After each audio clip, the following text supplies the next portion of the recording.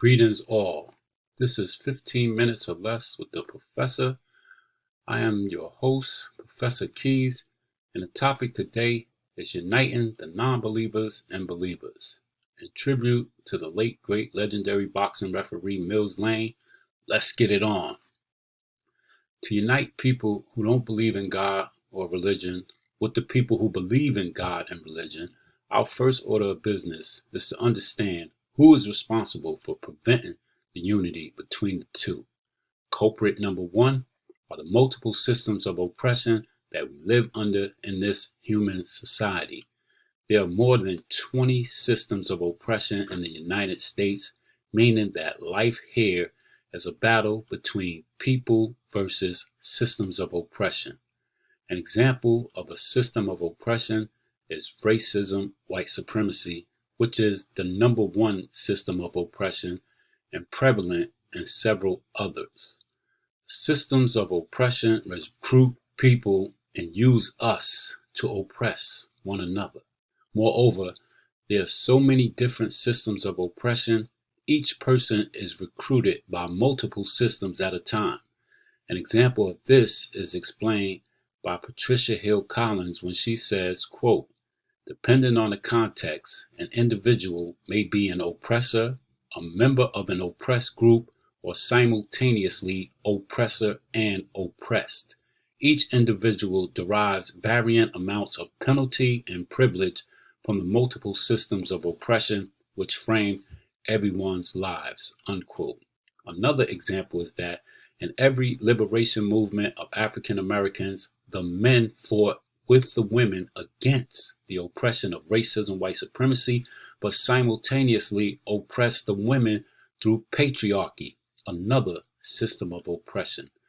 The only remedy the people have to combat the systems of oppression is to unite, and that is because the main objective of the systems of oppression is to divide and conquer. There is no other way the 1% can dominate the 99%. If we want to unite the non-believers and the believers, the next order of business is to understand the values of the economic system of capitalism, materialism, and their political implications. The primary objective in capitalism, materialism is the ownership of property, and the bottom line is to earn a profit. Capitalism consists of the construct of various institutions, and they all have the same values and bottom line, which is to earn a profit. Since we are discussing the desire to unite the non-believers and believers, it is instructive to note that religion is an institution of capitalism, which means it contains the same values as all the others. I would be remiss if I didn't mention that racism is institutionalized in United States capitalism and greatly influences religion, the Bible, and all other doctrines or documents that are products of the other institutions. In other words, every institution in capitalist America is racist. The values of capitalism materialism include what Dr. Leonard Jeffries refers to as ICE, which are individualism, competition, and exploitation.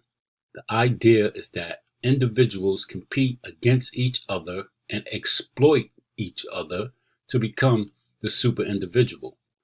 Those who climb the highest on the social mobility ladder achieve super individual status. When we subscribe to the tenets of materialism, that means we agree to use the materialism scale to measure progress or success. The materialism scale asserts that status and status symbols determines a person's self-worth.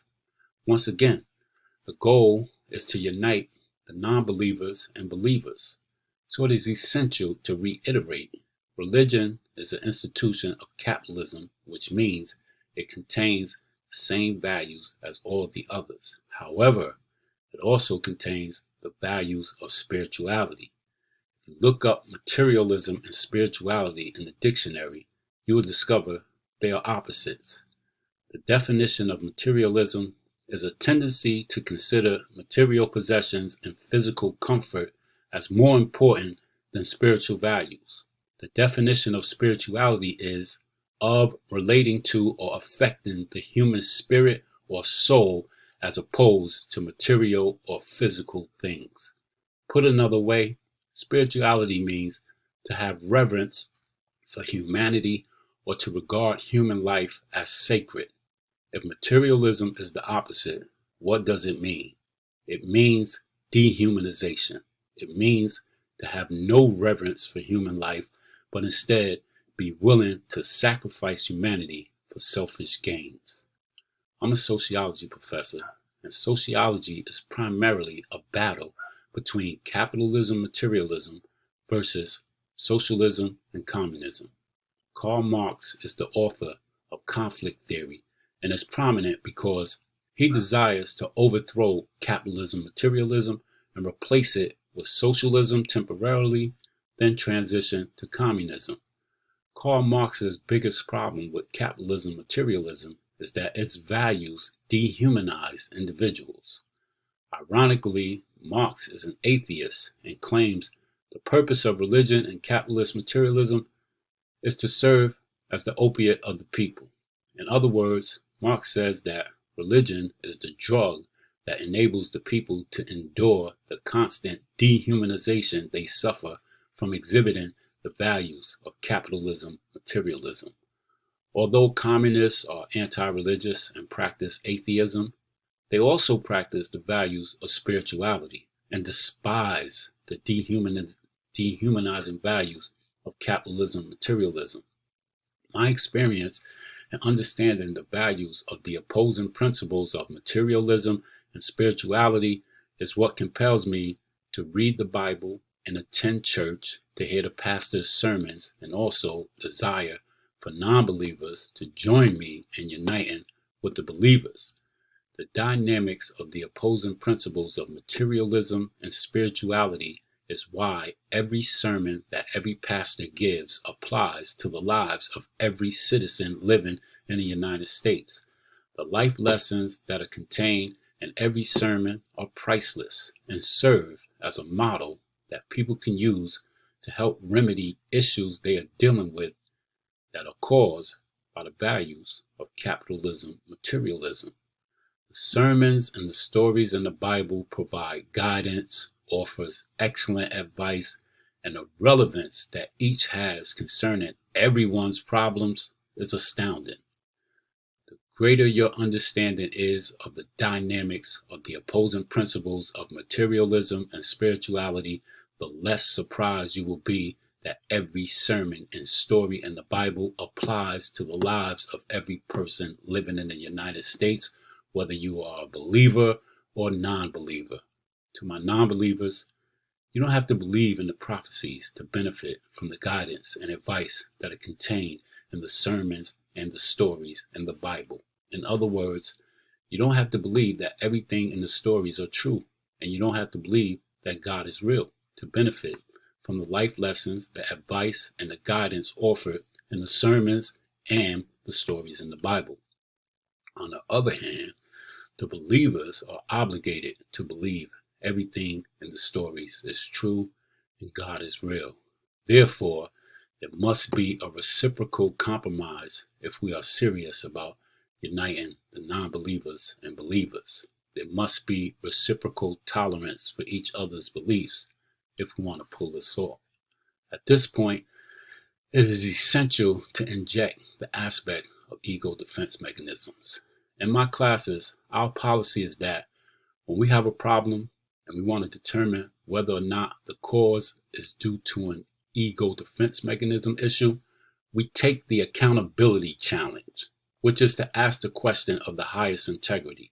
Initially, it was only one question, but I realized it was necessary to adjust it and make it two. The first question is, how has the system or society, and more specifically because we are talking about religion and the church, how has the religious doctrine contributed to the problem? An example of how the system or society contributed to the problem is, let's use racism. If a white man called me the N-word and I reacted by putting him in the hospital, but also getting arrested, when I asked the question, how has the system contributed to the problem? The answer is that My experiences with systemic racism compelled me to resort to self-destructive behavior that resulted in me getting locked up.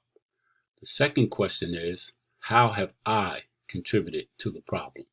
It is called the question of the highest integrity because it requires integrity to answer it correctly. For example, sometimes it is really hard to figure out how you have contributed to a problem. In most of those cases, the only way you contributed to the problem was by being where you were or with whom you were with, and possibly not telling them that you are not down with what they're about to do. However, even though you didn't partake in any of the action, you get charged along with them because you was with them and didn't say what you needed to say to them before it went down. In that type of situation, it will require integrity for you to answer correctly how you contributed to the problem. It is called the accountability challenge because a major characteristic flaw of ego defense mechanisms is a lack of accountability. By the way, in relationships, if one person lacks accountability, but accountability is the strength of the other, then the person that lacks it will push all responsibility onto the person with the strength and expect them to accept it. The logic is generally the concept of the yin and the yang, which means mutual compensation for strengths and weaknesses between couples. To summarize this point, it comes down to the ego versus integrity. It is an either-or proposition. They are not mutually inclusive.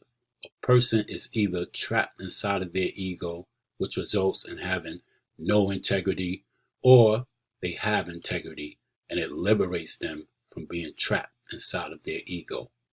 Ego defense mechanisms are the defense of flaws in our belief systems. If the religious doctrines have flaws and there is no accountability challenge, it will result in the believers having flaws in their belief systems and defending those flaws and the flaws in the religious doctrine. In my investigation of religious doctrines, I have discovered flaws in every one I studied.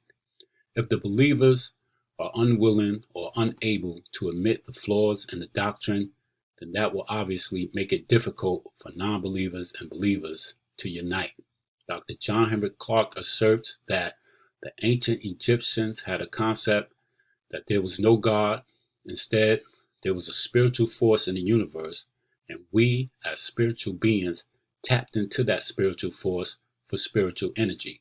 Conversely, we receive the energy from materialism by default through unconscious conditioning from the values of capitalism, materialism.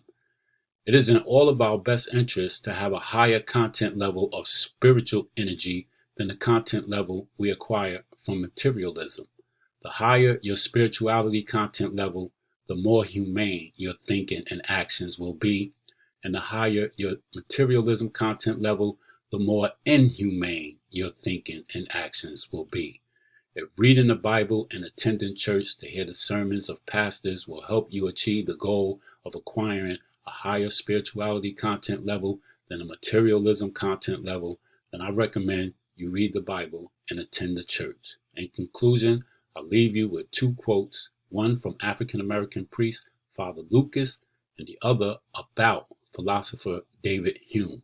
Father Lucas said, quote, "For those who are really familiar with the Bible, not just quoting words to scriptures, no, it's a revolutionary document which calls you to change an oppressive society," unquote. Regarding David Hume, quote, "To try to persuade someone to believe or not to believe with well-honed arguments seemed particularly daft to Hume. This is why he was a foremost defender of religious toleration. He said, we shouldn't treat those that disagree with us over religion as rational people who've made an error of reasoning and so need to be put right, but rather as passionate, emotion-driven creatures who should be left in peace so long as they do likewise with us. Trying to have a rational argument over religion was for Hume the height of folly and arrogance," unquote. Thanks for having the audience with me. I hope to see you on the next one. Signing off.